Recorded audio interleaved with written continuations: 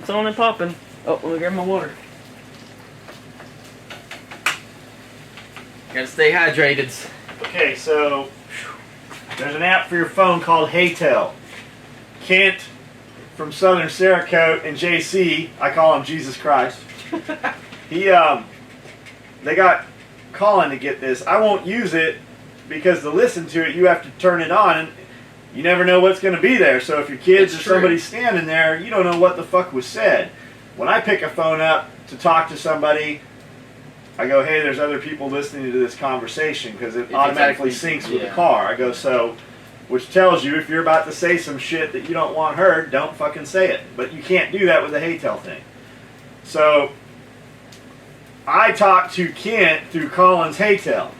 My question is, can you just get somebody else's Haytel address, or do they have to sync it in? Yeah, you have to invite people. It's almost like, as far as like Facebook and stuff, like I have to send you a text message through Haytel that asks for you to let me join you, and that way it's only your two phones communicating. Got it.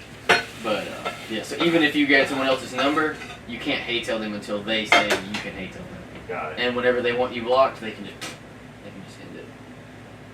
But Haytel is fun for those of you who like. I've never. It's the same as using a fucking telephone. I've never. Well, and it's like the. It's a walkie-talkie. What's the old thing that? Nextel. Nextel. That's what it's. That's where they got the name. It's like a play off of it. We had SOE Nextel phones. Leo Herzog, Scully, Josh Rummerfield. We had a whole fucking bank, and they sat on chargers at the shop. So when you leave, you could cell phone, but I could also go, and it would fucking call them. I could call all of them or call one of them. Haytel's like that, except you don't do the stupid beep every time. Because my dad had a Nextel whenever he worked for. I guess Nextel's still around. I think they have a modern day version of that. Oh yeah. I don't know if they got phased out or what. I just had apps like it. Sky Pager. Mm-hmm. Sir Mix-a-Lot. Some brothers try to front. Big old 6-inch. I drove the donk so Curtis Jackson could see it today. Oh, I'll bet he's so fucking happy. He came in, he goes, which, it's funny, I didn't, like, I mean, it's nice for one of those cars, but I didn't know, he comes and he goes, I am green with envy. I was like, what? And he goes, it's so nice. He's like, can I check it out later? I was like, yeah, you can even drive it if you want. Like, yeah, you can even buy it. I love that car though. Like after driving it here, I was like, God, it just like you could, if you had a cup of coffee and a blanket, you could go to sleep while driving on the way to work. A cup of coffee. I'll bet this coffee has mold on it. Yeah, I wouldn't drink that. It does have fucking mold on it. See? Yeah, it does. Motherfucker. Sweet. It's acidic. It won't hurt you. Oof. It's coffee. It doesn't go bad. They found it in the pyramids. You just add water back to it. Doesn't actually, spores don't grow on it, except for that moldy spot we saw. That's the difference. That's coffee mold. It's different. Yeah. So, Haytel. Kent Rush, Southern Cerakote. Excellent gunsmith as well. That thing they're making, is that supposed to be a secret? The new thing? The little zipper pulls? It doesn't have to be a secret. It's really like a test product. Like, you know, it's an idea, and I just happen to know someone who kind of had the means to try it. Okay, so we got a buddy, we call him Doobie. Yeah. And his family works for a big stamping press out in Henderson. Has a stamping press company in a building that looks like fucking General Dynamics. Like they could be building aircraft in there. And they've got contracts to build they build the bucket that holds the explosive charge for the airbags for like Ford and Chevy and a bunch of other, the huge contract shit. Well, he's got a laser. But he doesn't have like a change the color of metal laser. He's got a laser that literally will cut shit and do different shit. So he had some G10 and he cut a bunch. I'm sorry, I wish you could see their 3D laser printer. So normally you see these on a desk. He has a 3D laser printer thing, 3D printer, that is as big as this room. And has a huge like 10 by 10 glass panel in it that you can sit and watch it do and shit. I didn't know what it was, and I was like, what is that? He goes, it's a 3D printer. And I was like, huh? And he was like, yeah. He's like, that's the biggest one they make. Period. I was like, so could we... You could 3D print a person, bro. We could laser scan you and 3D print a model of you but we could do it up as Dobby the house elf from Harry Potter. You're gonna give me that body Well, texture or something? I've always wanted, like, when Harry Potter came out, when the second Harry Potter came out, when they had the DVD display at Walmart, they had Dobby the house elf. And he's about this big, and he's in a glass display case. And I asked him over and over, I'm like, I want to buy that. How can I get that? How can I get that? And one day I went in there, and it was fucking gone. And I've never found one for sale. It's a perfect latex model of Dobby the house elf. But he's real creepy. Like, it used to scare the shit out of Sebastian. But it was like the size of Sebastian. So Sebastian, yeah, I was going to say the same size. He probably thought it was a living creature. Yeah, it was awesome. But I would really like to have that. Sorry, I changed topics there. We're easily distracted. What we were speaking about, so we're talking about stuff all the time. We always have spitballing ideas going around. And my buddy Doobie made, I'll show you, this is a rough cut. I sent Doobie some stuff and he was playing with his machine and he made this.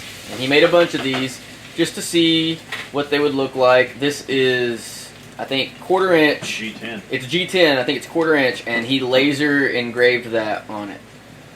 Which is pretty badass. And so my idea was just like, well, what can we get other colors? Can we just... So we squared them up. If you square them off and make it a perfect square and then drill a hole, we may or may not be getting some of those to put on some custom bags, some custom rigs as like a pull, kind of like if you go get a pair of Prada shoes or a pair of whatever and it has a big tab on it, but depending on what tab you get, like the Versace shoes or Prada's or something, like the tab you get, keychains. The tab itself is probably worth $20, if not more. Your Christian Louis Vuitton shoes, your red bottom shoes. Yeah. You can sell the boxes for hundreds of dollars. Yeah. The empty fucking box, the packaging. So we can use these things for zipper pulls. We can do limited edition coasters. We can do a lot of shit. But there is some red and black carbon fiber, actual carbon fiber wafers. And I want to get a bunch of that and have him laser in the cock logo and the round logo. And we build this shit really, like the stuff we sell, we don't go, hey, I wonder what can we build that we sell. We make shit that we want, and then we have extra of it made, and we're lucky enough that you guys want to buy it.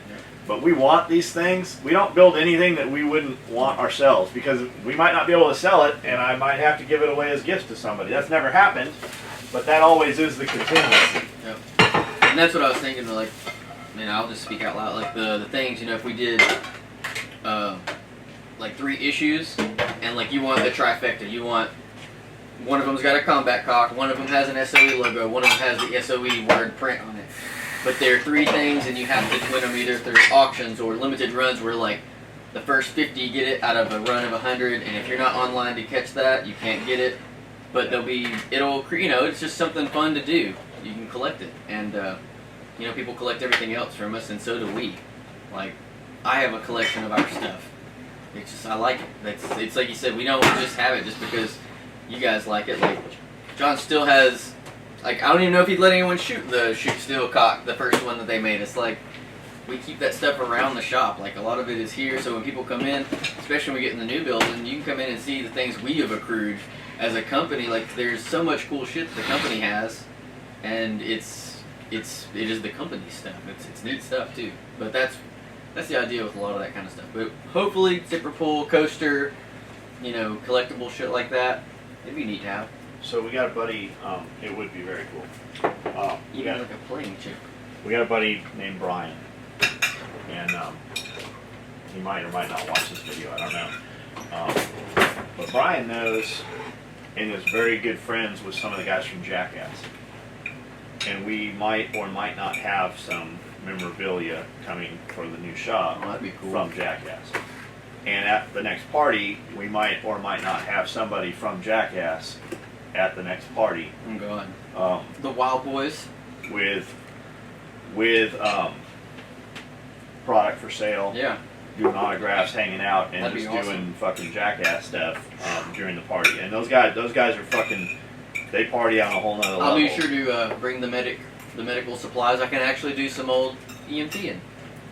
Because if we can get Chris Pontius to let a scorpion sting him on the ass or a snake bite him on the dick, like that'd make a pretty cool YouTube video. Let me look this up real quick. For those of you who haven't seen the Wild Boys, that was always my favorite section of Jackass.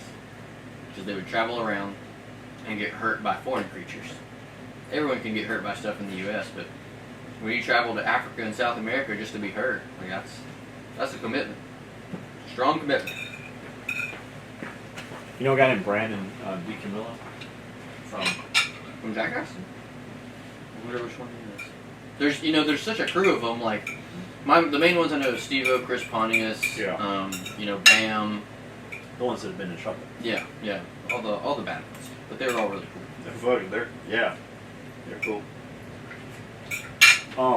I got to see Johnny Knoxville once because they filmed a movie in downtown Murray County, Columbia. Yeah. But I saw him from a distance. A lot of people saw him at one of the bars there that night. And I was like, huh. Like, it was just weird to see him shooting a movie in Murray County because Murray County sucks. That's why they do it, because it's remote.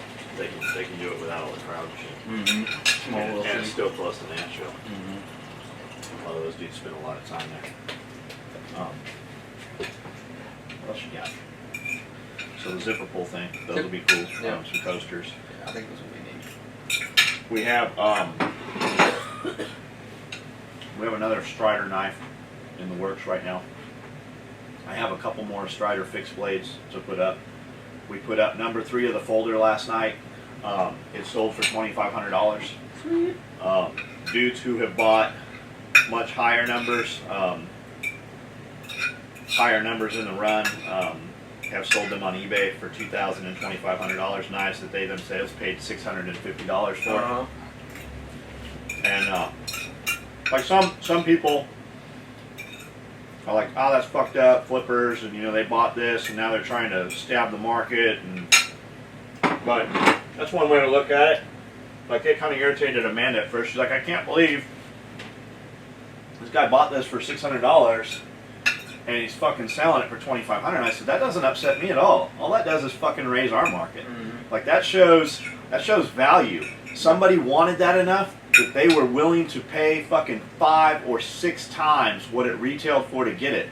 Like, that makes me feel good. Like, they want our shit that much that's what the fucking market will bear. Fucking, yeah. That says a lot. And the people that even can't get those or whatever, wait for the next run to come out and save up and buy those low numbers. Like, if that's what you're wanting, buy the low number. Well, these are high number ones. Yeah, no, that's what I'm saying. Like, if you want the low number, wait and buy it because it's The thing is, we just sold number 3 for the same price that this dude sold number 16 for. Mm-hmm.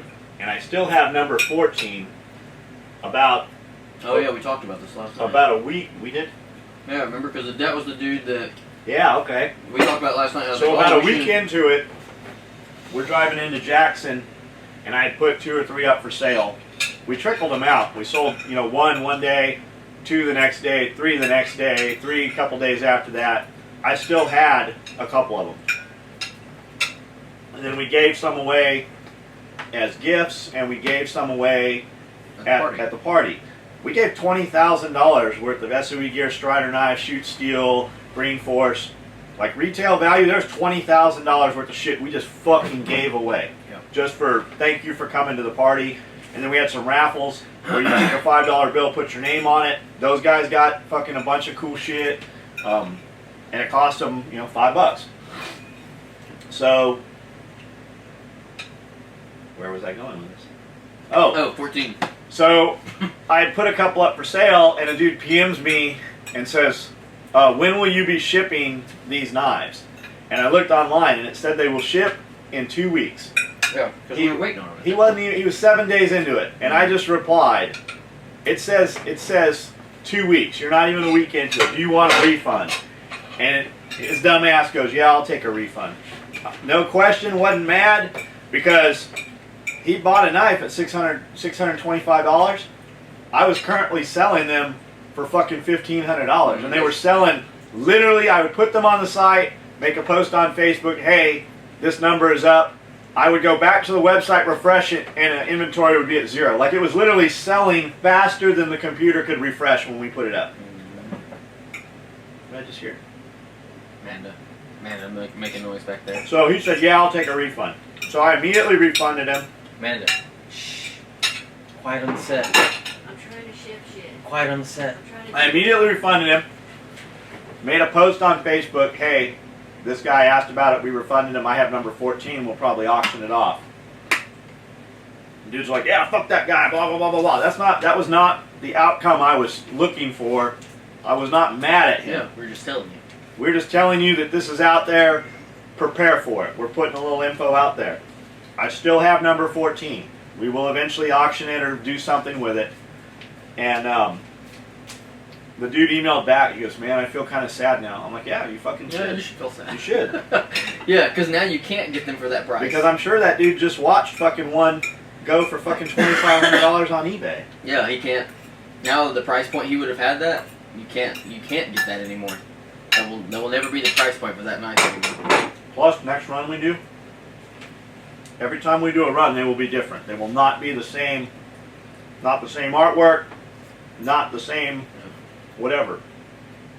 But I won't sell one to that guy.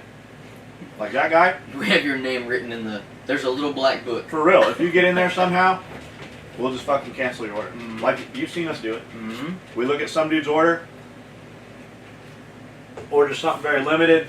We go back and look at your previous orders, and you've got fucking 15, 20 orders that you've canceled. Huh, that looks weird. We look at your fucking emails up, and you're one of those dudes that ordered fucking 2 weeks ago and is asking about something that clearly said, you know, no ETA on it or whatever. Like, you get blacklisted, you're done. Like, we just won't do business with you. I will fucking keep that shit and light it on fire before I'll fucking take your money and let know that you have it. That's just how it is.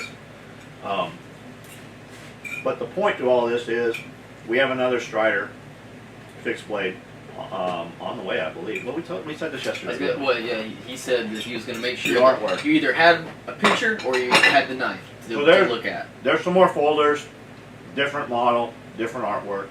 There's some more fixed blades, different model, different artwork.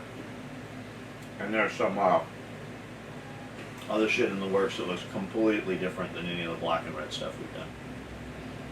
That's cool. So if you didn't get one on this first run, and they are numbered, they're numbered, 0 through 25 or 0 through 12 or whatever.